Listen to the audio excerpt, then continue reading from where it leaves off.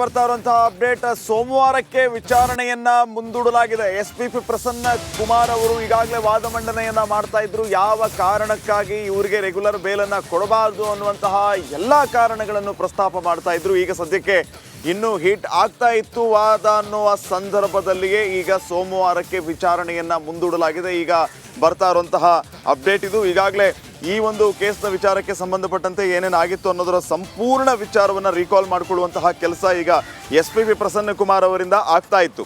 ಈಗ ಸದ್ಯಕ್ಕೆ ಸೋಮವಾರಕ್ಕೆ ವಿಚಾರಣೆಯನ್ನ ಮುಂದೂಡಲಾಗಿದೆ. ಸಿ.ವಿ. ನಾಗೇಶ್ ಅವರು ಏನು ವಾದವನ್ನ ಮಂಡಿಸ್ತಾ ಇದ್ರು, ಯಾವೆಲ್ಲ ವಿಚಾರಗಳನ್ನು ಉಲ್ಲೇಖ ಮಾಡಿದ್ರು, ಆ ಎಲ್ಲ ವಿಚಾರಗಳನ್ನು ಪ್ರಸ್ತಾಪ ಮಾಡಿ ಅದಕ್ಕೆ ಕೌಂಟರ್ ಕೊಡುವಂತಹ ಕೆಲಸ ಎಸ್ಪಿಪಿ ಪ್ರಸನ್ನ ಕುಮಾರ್ ಅವರಿಂದ ಆಗಿದೆ. ಈ ಸಂದರ್ಭದಲ್ಲಿ ಮಧ್ಯಂತರ ಜಾಮೀನು ಅರ್ಜಿ ವಿಸ್ತರಣೆಯನ್ನು ಕೂಡ ವಿಚಾರಣೆಯನ್ನ ಸೋಮವಾರಕ್ಕೆ ಮುಂದೂಡಲಾಗಿದೆ.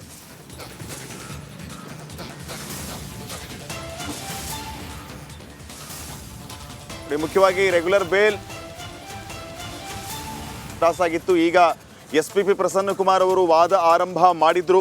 ಹಲವು ವಿಚಾರಗಳನ್ನ ಪ್ರಸ್ತಾಪ ಮಾಡಿದ್ರು. ಸ್ಪಾಟ್ ಮಹಜರ್ ಯಾವಾಗ ಮಾಡಿದ್ದು ಅನ್ನೋದ್ರ ಬಗ್ಗೆ ಸಿ.ವಿ. ನಾಗೇಶ್ ಪ್ರಸ್ತಾಪ ಮಾಡಿದ್ರು. ಯಾವತ್ತು ಮಾಡಲಾಯಿತು ಮತ್ತು ಕಾರಣ ಏನು, ಯಾವ ವಿಚಾರವನ್ನು ನಾವು ಗಮನಿಸಬೇಕು ಅನ್ನೋದ್ರ ಬಗ್ಗೆ ಎಸ್ಪಿಪಿ ಪ್ರಸನ್ನ ಕುಮಾರ್ ಅವರು ಅದಕ್ಕೆ ಕೌಂಟರ್ ಕೊಡುವಂತಹ ಕೆಲಸ ಮಾಡಿದ್ರು. ಹಾಗೇನೆ ಸತ್ವ ಅಪಾರ್ಟ್ಮೆಂಟ್ ಹತ್ರ ಈ ಆರೋಪಿಗಳು ಹೋಗಿದ್ದು ಎಲ್ಲವೂ ಕೂಡ CCTV ಫುಟೇಜ್ ಅಲ್ಲಿ ಕವರ್ ಆಗಿದೆ. ಹಾಗೇನೆ ಪಟ್ಟಣಗೆರೆ ಶೆಡ್ಗೆ ಈ ರೇಣುಕಸ್ವಾಮಿಯನ್ನ ಕರೆತಂದ ಸಮಯ ಯಾವುದು, ಆ ಸಂದರ್ಭದಲ್ಲಿ ಯಾರೆಲ್ಲ ಇದ್ರು, ಇದನ್ನ ನೋಡಿದಂತಹ ಆ 6 ಸಾಕ್ಷಿಗಳು ಹೇಳೋದೇನು, ಈ ಎಲ್ಲ ವಿಚಾರಗಳನ್ನು ಕೂಡ ಎಸ್ಪಿಪಿ ಪ್ರಸನ್ನ ಕುಮಾರ್ ಅವರು ತಮ್ಮ ವಾದದಲ್ಲಿ ಪ್ರಸ್ತಾಪ ಮಾಡಿದ್ರು. ಸದ್ಯಕ್ಕೆ ವಿಚಾರಣೆಯನ್ನ ಸೋಮವಾರಕ್ಕೆ ಮುಂದೂಡಲಾಗಿದೆ. ಈ ರೆಗ್ಯುಲರ್ ಬೇಲ್ ಅರ್ಜಿ ವಿಚಾರಣೆಯನ್ನ ಸೋಮವಾರಕ್ಕೆ ಮುಂದೂಡಲಾಗಿದೆ. ಸೋಮವಾರ ಮತ್ತೆ ಪ್ರಸನ್ನ ಕುಮಾರ್ ಅವರ ವಾದ ಆರಂಭ ಆಗ್ಲಿಕ್ಕಿದೆ. ಸಿ.ವಿ. ನಾಗೇಶ್ ಅವರು ಯಾವೆಲ್ಲ ವಿಚಾರಗಳನ್ನ ಇಟ್ಕೊಂಡು ಚಾರ್ಜ್ ಶೀಟ್ನ ವಿಚಾರಗಳು, ಮುಖ್ಯವಾಗಿ ಚಾರ್ಜ್ ಶೀಟ್ನಲ್ಲಿ ಪೊಲೀಸರು ಪ್ರಸ್ತಾಪ ಮಾಡಿದಂತಹ ವಿಟ್ನೆಸ್ಗಳನ್ನು ಏನು ಪ್ಲಾಂಟ್ ಮಾಡಲಾಗಿದೆ ಅಂತ ರೀತಿಯಲ್ಲಿ ಇವರು ವಾದ ಮಾಡಿದ್ರು.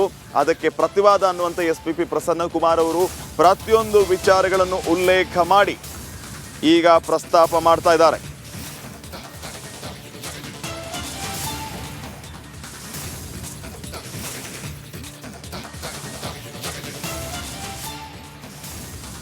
ಸೋಮವಾರಕ್ಕೆ ವಿಚಾರಣೆಯನ್ನು ಮುಂದೂಡಲಾಗಿದೆ. ಮಧ್ಯಂತರ ಹಾಗೂ ರೆಗ್ಯುಲರ್ ಬೇಲ್ ಅರ್ಜಿ ವಿಚಾರಣೆ ಮುಂದೂಡಲಾಗಿದೆ.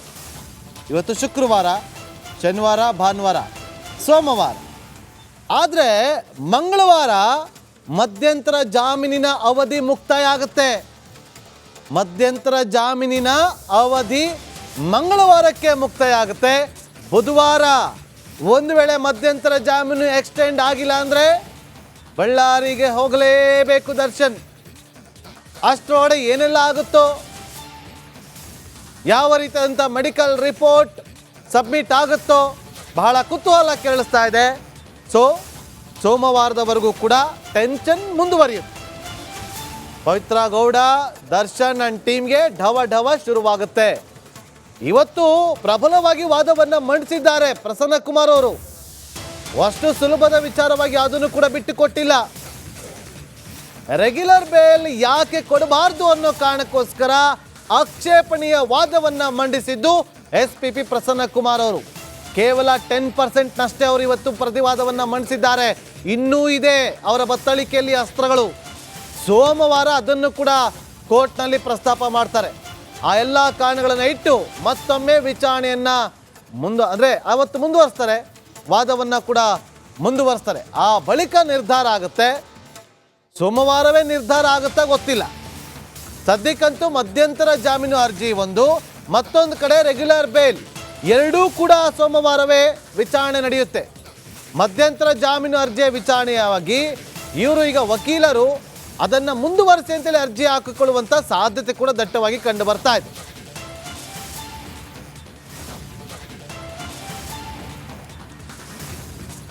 ಈಗ ಬ್ರೇಕ್ ಆದ್ಮೇಲೆ ಮುಂದಿನ ಭಾಗದಲ್ಲಿ ನಿರೀಕ್ಷಿಸಿ. ಬಳ್ಳಾರಿಯಲ್ಲಿ ಹೆಲ್ತ್ ಎಮರ್ಜೆನ್ಸಿ. ಬ್ರೇಕ್ ಆದ್ಮೇಲೆ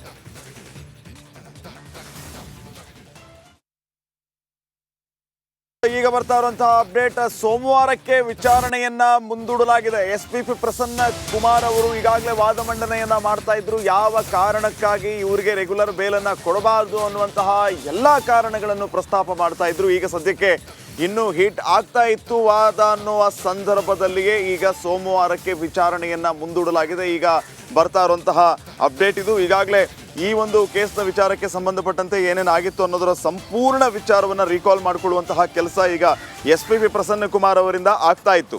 ಈಗ ಸದ್ಯಕ್ಕೆ ಸೋಮವಾರಕ್ಕೆ ವಿಚಾರಣೆಯನ್ನು ಮುಂದೂಡಲಾಗಿದೆ. CB ನಾಗೇಶ್ ಅವರು ಏನು ವಾದವನ್ನು ಮಂಡಿಸ್ತಾ ಇದ್ರು, ಯಾವೆಲ್ಲ ವಿಚಾರಗಳನ್ನು ಉಲ್ಲೇಖ ಮಾಡಿದ್ರು, ಆ ಎಲ್ಲ ವಿಚಾರಗಳನ್ನು ಪ್ರಸ್ತಾಪ ಮಾಡಿ ಅದಕ್ಕೆ ಕೌಂಟರ್ ಕೊಡುವಂತಹ ಕೆಲಸ SP ಪ್ರಸನ್ನ ಕುಮಾರ್ ಅವರಿಂದ ಆಗಿದೆ. ಈ ಸಂದರ್ಭದಲ್ಲಿ ಮಧ್ಯಂತರ ಜಾಮೀನು ಅರ್ಜಿ ವಿಸ್ತರಣೆಯನ್ನು ಕೂಡ ಸೋಮವಾರಕ್ಕೆ ಮುಂದೂಡಲಾಗಿದೆ.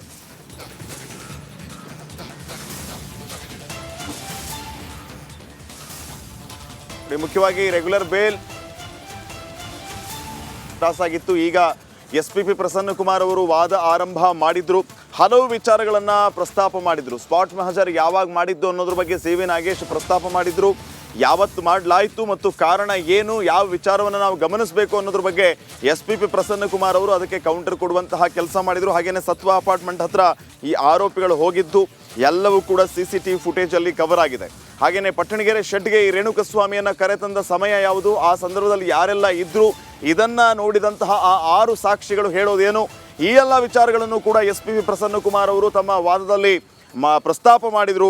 ಸದ್ಯಕ್ಕೆ ವಿಚಾರಣೆಯನ್ನು ಸೋಮವಾರಕ್ಕೆ ಮುಂದೂಡಲಾಗಿದೆ. ಈ ರೆಗ್ಯುಲರ್ ಬೇಲ್ ಅರ್ಜಿ ವಿಚಾರಣೆಯನ್ನು ಸೋಮವಾರಕ್ಕೆ ಮುಂದೂಡಲಾಗಿದೆ. ಸೋಮವಾರ ಮತ್ತೆ ಪ್ರಸನ್ನ ಕುಮಾರ್ ಅವರ ವಾದ ಆರಂಭ ಆಗಲಿಕ್ಕಿದೆ. CB ನಾಗೇಶ್ ಅವರು ಯಾವೆಲ್ಲ ವಿಚಾರಗಳನ್ನು ಇಟ್ಕೊಂಡು ಚಾರ್ಜ್ ಶೀಟ್ನ ವಿಚಾರಗಳು, ಮುಖ್ಯವಾಗಿ ಚಾರ್ಜ್ ಶೀಟ್ನಲ್ಲಿ ಪೊಲೀಸರು ಪ್ರಸ್ತಾಪ ಮಾಡಿದಂತಹ ವಿಟ್ನೆಸ್ಗಳನ್ನು ಏನು ಪ್ಲಾಂಟ್ ಮಾಡಲಾಗಿದೆ ಅಂತ ರೀತಿಯಲ್ಲಿ ಇವರು ವಾದ ಮಾಡಿದ್ರು, ಅದಕ್ಕೆ ಪ್ರತಿವಾದ ಅನ್ನುವಂಥ SP ಪ್ರಸನ್ನ ಕುಮಾರ್ ಅವರು ಪ್ರತಿಯೊಂದು ವಿಚಾರಗಳನ್ನು ಉಲ್ಲೇಖ ಮಾಡಿ ಈಗ ಪ್ರಸ್ತಾಪ ಮಾಡ್ತಾ ಇದ್ದಾರೆ.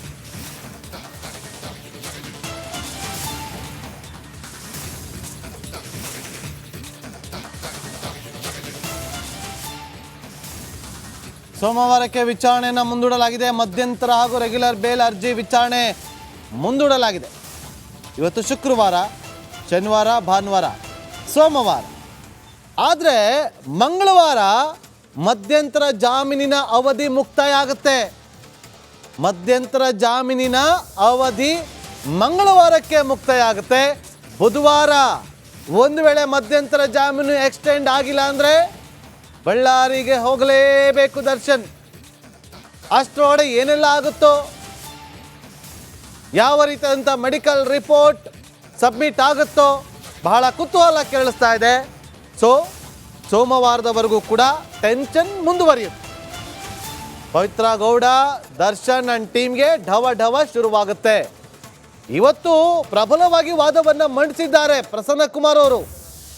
ಅಷ್ಟು ಸುಲಭದ ವಿಚಾರವಾಗಿ ಅದನ್ನು ಕೂಡ ಬಿಟ್ಟು ಕೊಟ್ಟಿಲ್ಲ.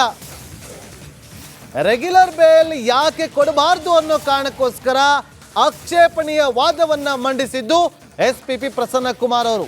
ಕೇವಲ 10% ನಷ್ಟೇ ಅವರು ಇವತ್ತು ಪ್ರತಿವಾದವನ್ನು ಮಂಡಿಸಿದ್ದಾರೆ. ಇನ್ನೂ ಇದೆ ಅವರ ಬತ್ತಳಿಕೆಯಲ್ಲಿ ಅಸ್ತ್ರಗಳು. ಸೋಮವಾರ ಅದನ್ನು ಕೂಡ ಕೋರ್ಟ್ನಲ್ಲಿ ಪ್ರಸ್ತಾಪ ಮಾಡ್ತಾರೆ. ಆ ಎಲ್ಲ ಕಾರಣಗಳನ್ನು ಇಟ್ಟು ಮತ್ತೊಮ್ಮೆ ವಿಚಾರಣೆಯನ್ನು ಅವತ್ತು ಮುಂದುವರಿಸ್ತಾರೆ, ವಾದವನ್ನು ಕೂಡ ಮುಂದುವರಿಸ್ತಾರೆ. ಆ ಬಳಿಕ ನಿರ್ಧಾರ ಆಗುತ್ತೆ. ಸೋಮವಾರವೇ ನಿರ್ಧಾರ ಆಗುತ್ತಾ ಗೊತ್ತಿಲ್ಲ. ಸದ್ಯಕ್ಕಂತೂ ಮಧ್ಯಂತರ ಜಾಮೀನು ಅರ್ಜಿ ಒಂದು, ಮತ್ತೊಂದು ಕಡೆ ರೆಗ್ಯುಲರ್ ಬೇಲ್, ಎರಡೂ ಕೂಡ ಸೋಮವಾರವೇ ವಿಚಾರಣೆ ನಡೆಯುತ್ತೆ. ಮಧ್ಯಂತರ ಜಾಮೀನು ಅರ್ಜಿಯ ವಿಚಾರಣೆಯಾಗಿ ಇವರು ಈಗ ವಕೀಲರು ಅದನ್ನು ಮುಂದುವರಿಸಿ ಅಂತೇಳಿ ಅರ್ಜಿ ಹಾಕಿಕೊಳ್ಳುವಂಥ ಸಾಧ್ಯತೆ ಕೂಡ ದಟ್ಟವಾಗಿ ಕಂಡು ಬರ್ತಾ ಇದೆ.